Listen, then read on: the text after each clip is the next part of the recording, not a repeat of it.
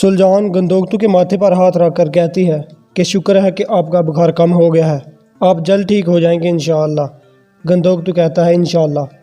और गंदोगतू सुलझान से पूछता है कि मुश्किल का क्या बना, जिस पर सुलझान कहती है कि अर्तुगरुल भाई ने उसका सर कलम कर दिया है और कबीले में बखेर दिया है, जिस पर गंदोगतू खुश होता कहता है कि माशाअल्लाह।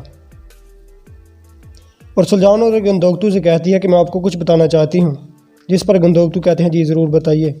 और वो कहती है कि मैं माँ बनने वाली हूँ, जिस पर गंदोगतू बहुत खुश होता है और कहता है कि इंशाअल्लाह मेरा बेटा भी मेरी तरह बहादुर होगा। और दूसरी तरफ दीवान आग जलाकर ताप रहा था और बमसी उसके पास आता है और पूछता है कि क्या हुआ दीवान, इतने परेशान क्यों बैठे हो और क्या सोच रहे हो। जिस पर दीवान कहता है कि तेरे पास मेरे मसले का हल नहीं है। और बमसी दीवान से कहता है कि तू इस तरह मुझसे जान नहीं छुड़ा सकता। दीवान कहता है बानो चीज़क से मुझे शादी करनी है, समझ नहीं आ रहा कि क्या करूं। जिस पर बमसी कहता है कि उसे कहना है मेरा ये दिल तुम्हारी दीद के इंतज़ार में धड़कता रहता है। जिस पर दीवान वो बात दोहराता है और दीवान पूछता है कि आगे क्या कहना है। जिस पर बमसी कहता है कि उसे कहना है कि तुम्हारी कातिल निगाहों ने मेरे दिल के आर पार हो गई हैं और मेरा दिल तुम्हारे हुस्न के समुंदर में डूब चुका है। दीवान कहता है कि बमसी ये सब तुम्हें कैसे मालूम है। जिस पर बमसी कहता है अरे साहबे इल्म हूँ।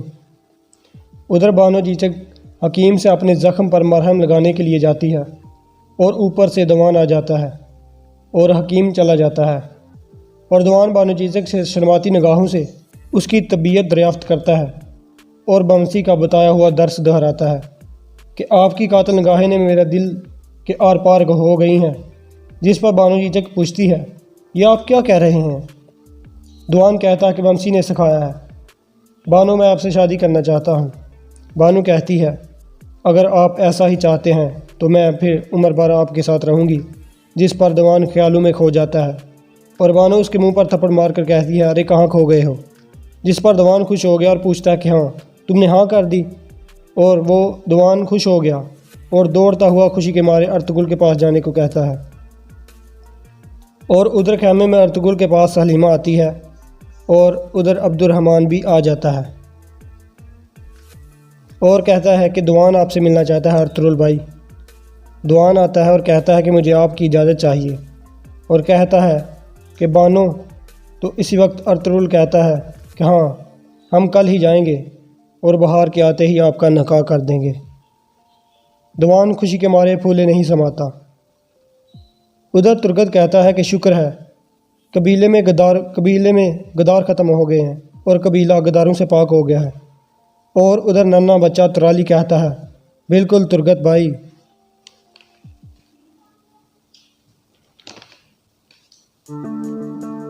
तुर्गत बमसी को तंज़िया तौर पर कहता है ऐसा साहबे इल्म आदमी हमें भी अपने इल्म से मशवरा दे। जिस पर बमसी कहता है कि इल्म से नहीं अपने तजर्बे से मशवरा दूंगा। और जिस पर सब हंस पड़ते हैं।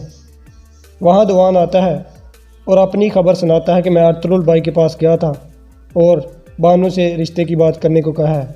तो सब खुश हो जाते हैं। हलीमा और अर्तुगरुल खाना खा रहे होते हैं तो गंदोगतू आता है और अपनी माँ से प्यार करता है। और दूसरी तरफ तेगची और गोगची खाते हैं और मिंबर पर बैठे होते हैं। तेगची गहरी सोच में डूबा हुआ था और गोगची कहती है कि हम अपने दरमियान मज़ीद राज नहीं रखना चाहते। तो तेगची पूछता है क्या राज है बता दो। गोगची कहती है कि हमारे कबीले में आदमी था और वो करदोगलू था और उसने पूरे कबीले में दहशत फैला रखी थी। अर्तुगरुल शदीद ज़ख्मी था और उस दौरान एक आदमी अर्तुगरुल को जान से मारने के लिए आता है और मैं भी वहाँ थी और मैंने अर्तुगरुल को बचाने की पूरी कोशिश की, लेकिन उस आदमी ने मुझे ज़ख्मी कर दिया और मैं उस ज़ख्म की वजह से मां नहीं बन सकती। हो सकता है मैं आपको औलाद ना दे सकूं। और तेगची रोती हुई खामे से बाहर चली जाती है।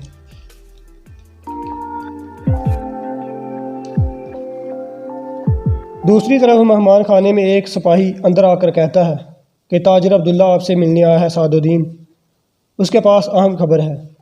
यह नाम सुनकर सादुद्दीन चौंक जाता है और परेशान हो जाता है। जिस पर सिपाही को कहता है कि उसे लेकर आओ, लेकिन अच्छे तरीके से उसकी तलाशी ले लेना। اس کے پاس کوئی خطرناک ہتھیار نہ ہو۔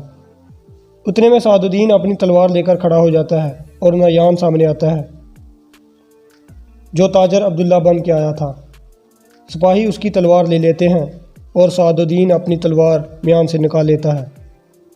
پھر نیان اس کے قریب آ کر کہتا ہے کہ تمہیں اتنی احتیاط کرنے کی کوئی ضرورت نہیں، تم نے جو بھی میرے ساتھ ماضی میں کیا وہ سب بھول چکا ہوں۔ میں نے سنا ہے کہ قیدی خان نے تمہیں اپنی فوج سے نکال دیا ہے، اور نیان کہتا ہے کہ میں نے سنا ہے کہ ارطغرل نے تمہارے کتے کا سر کاٹ کر تمہاری عزت مٹی میں ملا دی ہے۔ سعد الدین پوچھتا ہے کیا چاہتے ہو، جس پر نیان کہتا ہے ارطغرل۔ سعد الدین کہتا ہے کہ میں نے سنا ہے کہ تم کچھ لٹیروں کے ساتھ گھوم رہے ہو، کیا تم اکیلے ہی سب کرو گے؟ نیان کہتا ہے وہ لٹیرے منگول فوج کے سب سے زیادہ بے رحم قاتل ہیں، اس کے علاوہ تم بھی میرے ساتھی ہو۔ سعد الدین ہنستا اور کہتا ہے کہ تمہارے ذہن میں کیا بات ہے؟ نیان کہتا ہے میرے آدمی سونا اور مال غنیمت اکٹھا کرنا چاہتے ہیں، لیکن تم نہیں چاہتے، ہم دونوں ارطغرل چاہتے ہیں، میں تمہیں ارطغرل کا سر دوں گا۔ اس دوران گونجا گل آتی ہے اور نیان کو سعد الدین سائر پر جانے کے لیے کہتا ہے، لیکن نیان چھپ کر ان دونوں کی باتیں سننے لگ جاتا ہے۔ گونجا گل کہتی ہے کہ میں اپنے بابا اور پھپھو کا بدلہ لینا چاہتی ہوں، امیر صاحب آپ کے علاوہ میرا کوئی نہیں ہے۔ سعد الدین اسے بیٹھنے کو کہتا ہے، پھر دونوں بیٹھ جاتے ہیں۔ نیان اور گونجا گل دیکھ کر مسکراتا ہے، اور دوسری طرف کھانے کے دوران گندوکتو کہتا ہے کہ اب سعد الدین ہمیں زیادہ تنگ کرے گا، اس لیے اگلا بہار کا موسم آنے تک دونوں قبیلوں کا اتحاد بہت ضروری ہے۔ لیکن گندوکتو کی بات کا کوئی جواب نہیں دیتا۔ پھر گندوکتو ارطغرل سے پوچھتا ہے کہ کیا تمہارے ذہن میں کوئی ایسی جگہ ہے جہاں ہم ہجرت کر سکیں؟ ارطغرل کہتا ہے کہ میں اس جگہ جانا چاہتا ہوں جہاں ہمارا کئی قبیلے کی جڑیں پھیلیں اور جہاں ہمارا قبیلہ پروان چڑھے اور ہمارے مرنے کے بعد ہماری قبروں پر فاتحہ بھی پڑھنے آئے۔ اسی دوران سلجان عامہ خانم سے کہتی ہے کہ میں اگر آپ کی اجازت ہو تو ایک بات کرنا چاہتی ہوں، جس پر عامہ کہتی ہے جی جی ضرور کیجیے۔ سلجان کہتی ہے کہ میں ماں بننے والی ہوں والدہ، جس پر سب خوش ہو جاتے ہیں اور ایک دوسرے کو مبارکباد دیتے ہیں۔ اگلے دن ارطغرل اپنے گھوڑے پر سوار ہو کر اکیلا قبیلے سے باہر نکل جاتا ہے اور ارد گرد کا جائزہ لیتا ہے اور دریا کے کنارے جاتا ہے اور اپنے گھوڑے سے کچھ باتیں کرتا ہے، جس میں وہ برنتین کی سرحد پر جانے اور انصاف قائم کرنے کا وعدہ کرتا ہے۔ دوسری طرف نیان سونے کی تھیلی لے کر اپنے سپاہیوں کے پاس اپنے ڈیرے پر آتا ہے۔ پھر نیان وہ بوری سپاہیوں کے سامنے رکھتا ہے اور کہتا ہے کہ میں یہاں انتقام لینے آیا ہوں اور اپنا انتقام لے کر ایک ہیرو کی طرح سامنے آنا چاہتا ہوں، اور میں تمہارا اعتماد بحال کرنا چاہتا ہوں جو قیدی خان نے تمہیں اپنی فوج سے نکال کر کھو دیا ہے۔ یہ سونا تمہارا ہے، سب بانٹ لو، اگر کوئی خوف زدہ ہے اور ابھی جا سکتا ہے۔ قیدی خان نے مجھے ایک خفیہ راز ذمہ داری دی ہے کہ ارطغرل کو ختم کرنا ہے، اور یہ میں پوری کروں گا، اور وقت آنے پر تمہیں اور سونا دوں گا، یہ میرا وعدہ ہے۔ آپ لوگ عزت والی موت مرو گے انتقام کے لیے۔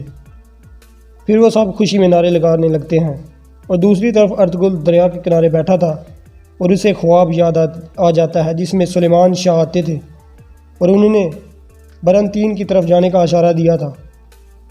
اس کے بعد ارطغرل کہتا ہے کہ ہم اپنا وطن بنائیں گے انشاءاللہ، اور اب اس کا وقت آ گیا ہے، میں آپ کو شرمندہ نہیں کروں گا بابا۔ اور یہاں پر اس قسط کا اختتام ہو جاتا ہے۔